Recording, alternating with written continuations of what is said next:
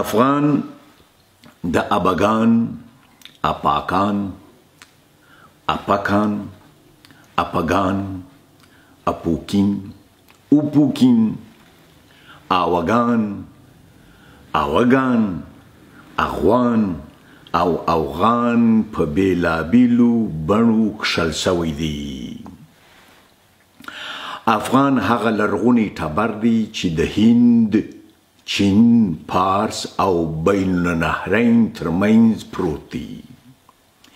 ځینې پوهان په دې ګورو دي چې د ابگان نوم د ایران د نقش رستم په ډبرلیک شي چې په 260 زیز یا عیسوي کال د ساسانیانو د یو واکمن لومړي شاپور په لارښوونه په پارتي او یوناني ژبو کښل سوی دی چې د ننني افغان د ویي انډول یا معادل دی. او دغه ابگان په 309 زیز یا عیسوي کال د دریم ساساني شاپور تر سرلیک لاندې اپگان کښل سوی دی. لنن څخه 1500 کاله مخکې په 1500 زیز یا عیسوي کال د هندي منجم په بحریته سمیتا کښې اوگان یا اوگانه د ننني افغان په بڼه راغلی دی. هونسانګ چینایي ګرځندوی دی. د ننني افغان نوم یې په 633 زیز یا عیسوي کال کښې د اپوکین په بڼه کښلی دی او استوګنه یې د بنو او غزني ترمنځ د بنو شمال لویدیځ او د غزني سهیل لویدیځ ته ښوولې ده. الکساندر کنینګهم بل نړیوال پوهان دی او په ډاډ او اطمینان سره وایي چې د لرغوني هند په جغرافیه یا جغرافیه کښې د چینی ګرځندوی هونسانګ اپوکین همدا نننی افغان دی. اولاف کرو هم بل پوهان دی وایي د ساسانیانو دریم امپراتور اپاکان نومېدی چې ابگان ته بیخي نږدې دی او کیدای شي چې د افغانانو نیکهګان د همدې ساسانیانو په مشرانو کښې ولټول شي. مارګنسټیني بل منل سوی نړیوال پوهان دی چې د هونسانګ اپوکین یا اوپوکین د افغان د نامه سره تړي. اوغان ته په ارمني ژبه کښې غرزی یا غرنی ویل کیږي. کروسنسکی بل عالم دی وایي اغوانان یعنی افغانان د شیروان ولایت دی چې پخوا البانیا نومېدله ځکه چې په الباني ژبه کښې د لام توری په غین اوړي او بې په واو بدلیږي چې په دې ډول د البان څخه اوغان جوړ سوی دی چې اوسنی بڼه افغان دی. بیلو بل منلی پوهان دی او وایي چې لرغونو رومیانو پر ارمنیانو د اغوان نوم ایښی و ځکه چې ارمنیان د کوکاس یا قفقاز په غرونو کښې اوسېدل او په لاتیني ژبه کښې البا غره ته ویل کیږي.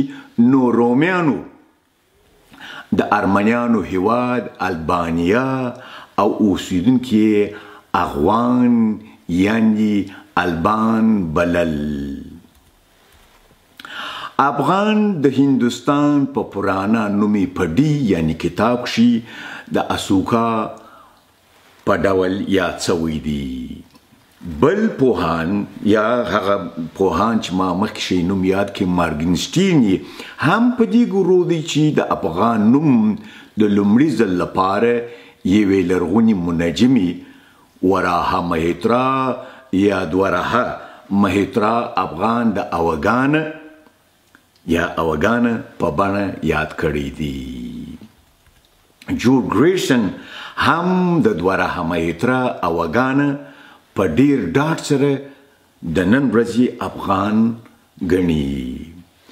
د افغان نوم په حدود العالم من المشرق الى المغرب کښې زر کاله مخکې یاد سوی دی. د سلجوقیانو د دلبار ریشای یا شاعر ارزقي هیروي نومېدی چې د هم 900 کاله پخوا د افغان نوم یاد کړی دی. ابو ریحان البیرونی هم د هند په شاوخوا کښې د ځایي افغانانو یادونه کړې ده. ابن بطوطه د افغانانو نوم یاد کړی دی. د غزنویانو پر مهال د دریم مسعود زوی ارسلان شاه د غرجي یا غلجي افغانانو څخه لشکر جوړ کړي. همدا ډول بهرام شاه هم د غرجي یا غلجي افغانانو یو غښتلی لشکر جوړ کړ. په هند کښې د نصرالدین محمد د واکمنۍ پر مهال الو خان د افغان په نامه یو غښتلی 3000 کسیزه لشکر جوړ کړ. په شاهنامه کښې د افغان نوم د اوغان په بڼه راغلی دی. افغان یا اوغان د پښتون نوم دی چې د نورو لخوا ورته ویل کیږي. کټ مټ لکه په انګلستان کښې کیتلي، توکمي، سکاټلنډیان، ویلسیان، ایریان یا ایرلنډیان اصل یا اصلي انګلیسیان ګڼل کیږي، خو تر انګلستان د باندې ټوله ځانونه انګریزان بولي. ګریسن وایي چې د افغان نوم پر پښتنو باندې فارسیانو ایښی دی او دا هغه نوم دی چې پر ګویدا کښې یې پکت باله. افغانان د هلمند او سند د دوو سندونو ترمنځ اوسیږي او د افغان نوم 1900 کاله زوړ کرکش لري. بلکې دا نوم د لوی احمد شاه بابا د راتلو سره په 18مه پیړۍ کښې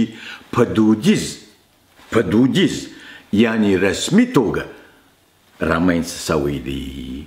ګریسن وایي ایرانیانو پښتنو ته د افغان نوم ورکړ، کنه نو پښتانه هغه لرغون پکت ټبر دی چې په رګویدا کښې یې یاد سوی دی، کوم چې په افغانستان، اصفهان او هند کښې یې سترې امپراتورۍ رامنځته کړي دي.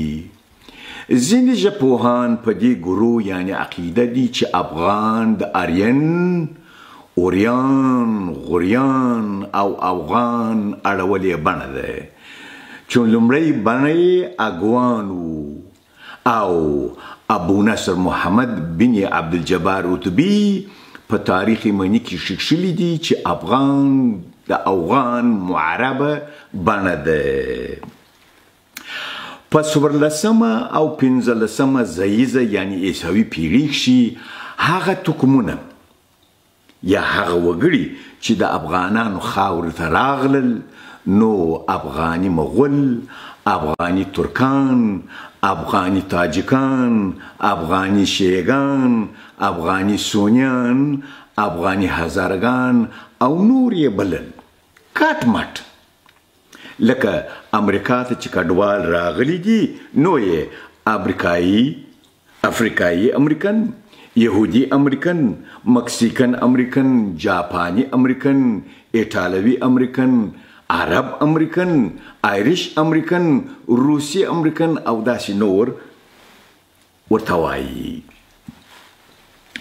د ساساني مهال اپاګان د دوو برخو څخه جوړ دي چې د دې وایي لومړی برخه اپا ده. په پښتو کې اپا د غټ په معنا ده. اوغان هم ډېرګړي یا جمع دي، لکه موږ چې وایو اکا، د اکا ډېرګړي اکاګان دي، او وایو چې ماما، د ماما ډېرګړي ماماګان دي، وایو چې نیکه، د نیکه ډېرګړي یا جمع نیکهګان دي. په دې اپاګان ورته ویل افغان ته چې تر ټولو ټبرونو لوی وو، او عربو په فی او ګاپې په غین اړولې دي، او افغان یې ځینې جوړ کړي دي چې نن یو منلی نوم دی په دې سیمه کې. یوه بله نومونه د افغانه په نامه ده. افغانه په مغولي افسانه کښې راغلی دي، او دوی وایي چې سالوت د سپېڅلي عیسی تر زور کړي 1000 کاله مخکې ژوندی و، او وایي چې سالوت 2 زامن ول چې ارمیا او برخیا نومېدل، چې د ارمیا زوی افغانه نومېدی، او د برخیا زوی آصف نومېدی، چې افغانه په شام کښې اوسېدی، چې زوزات یې تر شمېر تیر سو یا ډیر سو، او همدارنګه د بخت نصر د زور زیاتیو سره تر غور پورې رسېدلی دي. او خواجه نعمت الله هروي وایي چې حتی په غور کښې میش سوی دي، او کله چې خالد د ولید زوی مسلمان سو، نو د اسلام او د حضرت محمد صلی الله علیه وسلم د پیامبرۍ د زیری او د اسلام د بللو لپاره یو لیک وغور ته واستاوه، چې د افغانه د زوزات څخه قیس د عیس زوی هم د یوې ډلې یهودي افغانانو سره مدینې ته ولاړ، او هلته مسلمان سو. د مخزن افغاني کیسې په تورات، عربي تاریخونو او احادیثو کښې نسته، بلکې دا یوه مغولي ډرامه او افسانه وه د پښتون وژنې لپاره. دا وه د افغان د نامه څېړنه، او ډېره مننه.